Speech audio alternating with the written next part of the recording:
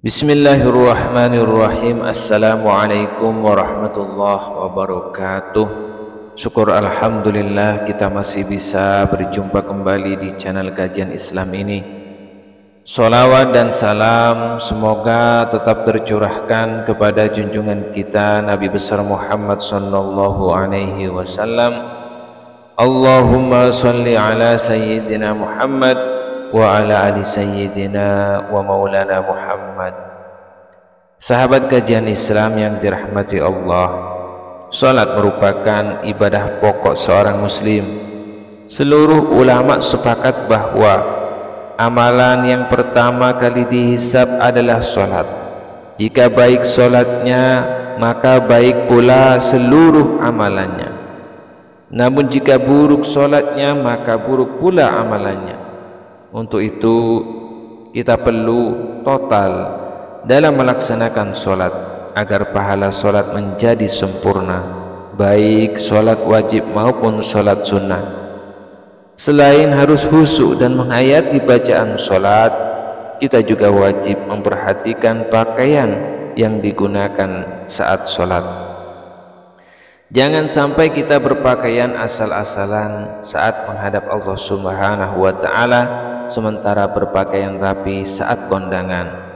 Nah, berikut adalah 7 kesalahan memakai pakaian saat sholat yang perlu dihindari sebagai seorang muslim.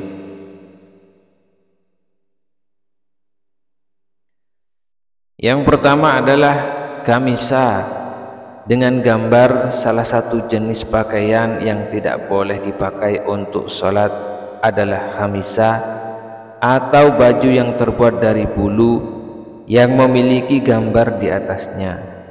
Kisah dari Aisyah radhiyallahu an menggambarkan bahwa Rasulullah shallallahu alaihi wasallam mengenakan kamisah semacam ini, namun beliau merasa terganggu dan tidak nyaman ketika sholat.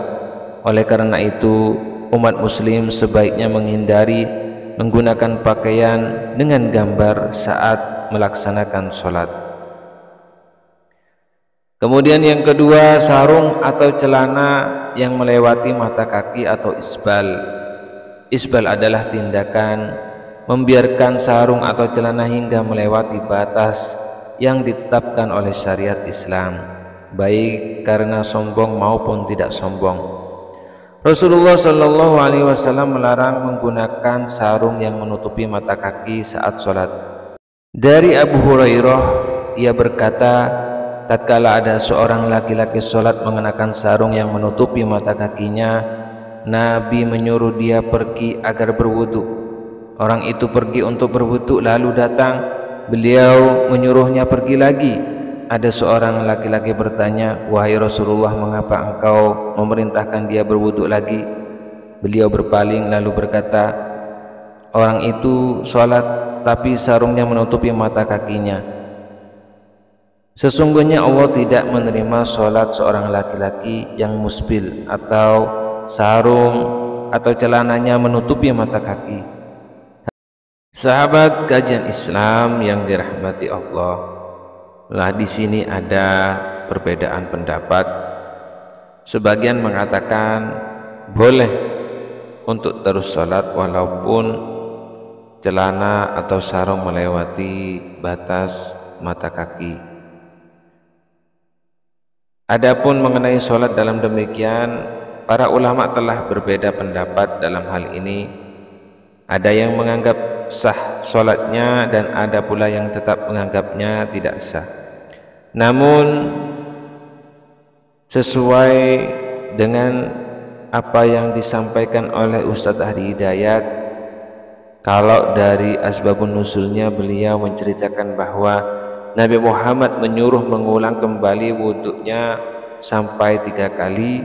Nah, sampai 3 kali beliau tidak menyuruh mengulang kembali, sementara celana atau pakaian masih melewati batas mata kaki.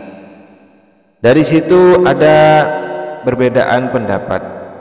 Ada yang berpendapat karena beliau Nabi Muhammad SAW menyuruh mengulang kembali wuduknya karena ada bagian kaki belum terkena air atau belum terkena air wudhu.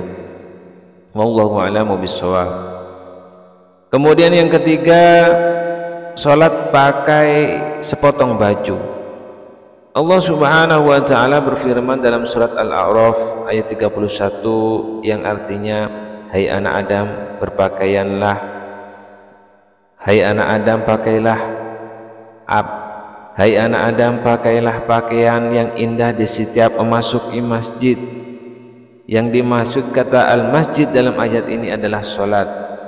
Dari Abu Hurairah, dia berkata, seorang laki-laki berdiri menghadap Nabi Muhammad SAW. Lantas dia bertanya kepada beliau mengenai sholat dengan hanya mengenakan baju sepotong, dengan hanya mengenakan satu potong baju. Rasulullah SAW bersabda, apakah berat untuk masing-masing kalian mencari 2 potong busana? Hadis riwayat Bukhari. Ibnu Abdul Bar berkata dalam kitab Al-Tahmid, sesungguhnya para ulama ahli ilmu merasa malu untuk memakai sepotong busana saja ketika melakukan sholat.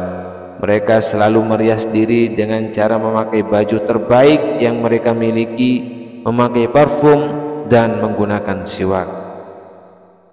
Kemudian yang keempat, kemeja atau pakaian pendek sehingga tersingkap waktu sholat. Di samping memakai celana yang ketat, tidak sedikit dari kaum pria saat ini yang juga mengenakan kemeja atau t-shirt pendek ketika sholat. Pada saat ruku ataupun sujud, kemeja yang semula menutup celana terangkat ke atas karena terlalu pendek. Pada waktu itulah punggung dan sebagian anggota auratnya terlihat. Jika demikian, aurat yang semula tertutup menjadi terbuka, sedangkan dia sedang ruku atau sujud bersimpuh di hadapan Allah Subhanahu wa taala. Semoga Allah melindungi kita dari perbuatan yang kurang baik seperti ini, karena terbukanya aurat pada kondisi seperti itu bisa mengakibatkan sholat menjadi tidak sah. Dan sebab utamanya adalah celana yang berasal dari negeri-negeri kafir atau barat. Sahabat kajian Islam yang dirahmati Allah, kemudian yang kelima, menyingsingkan lengan baju. Di antara kesalahan-kesalahan yang diperbuat ketika sholat adalah menyingsingkan lengan baju ketika akan memulai sholat. Dari Ibnu Abbas, dia berkata, Rasulullah SAW bersabda, aku perintahkan untuk sujud di atas 7 anggota badan dan dilarang menjadi satu baju atau menyingsingkannya dan rambut menjalinya. Riwayat Imam Muslim dalam kitab As-Salah. Kemudian mengenai menjalin rambut atau mengikat rambut, dari sudut pandang atau dari penjelasan Ustadz Abdul Somad, menjalin atau mengikat rambut ketika bangun dari ruku tidak dibolehkan jikalau mereka atau yang sholat menjalin rambut dengan keadaan angkuh atau sombong. Namun jikalau menutup atau mengikat rambut demi tidak menutupi pada saat sujud kening kita, itu dibolehkan. Nah, seperti ini perlu dijelaskan secara lebih mendetail agar tidak salah faham. Kemudian yang keenam, kedua bahu terbuka. Dari Abu Hurairah berkata, Rasulullah SAW bersabda, salah seorang dari kalian tidak boleh sholat dengan satu busana yang di pundaknya tidak ada penutup sedikit pun. Kemudian yang ketujuh, baju ketat yang menggambarkan lekuk tubuh. Rasulullah SAW ketika melihat Jarir bin Abdullah datang kepadanya malam hari, lalu dia sholat malam bersamanya, sedangkan waktu itu dia hanya menyelimutkan pakaian yang sempit sehingga membentuk semua tubuhnya. Beliau menasihati, jika pakaian itu sempit, jadikanlah sarung ikatkan kainmu mulai di atas perut sampai ke bawah. Jika kainmu luas sekali, maka selimutkan ke seluruh anggota badan. Hadis riwayat Bukhari dalam Kitabus Salat. Imam Syafi'i berkata, jika orang sholat memakai baju tipis sehingga kelihatan kulitnya, maka tidak sah sholatnya. Kemudian dari Syekh Al-Albani berkata bahwa celana ketat itu mendatangkan dua macam musibah.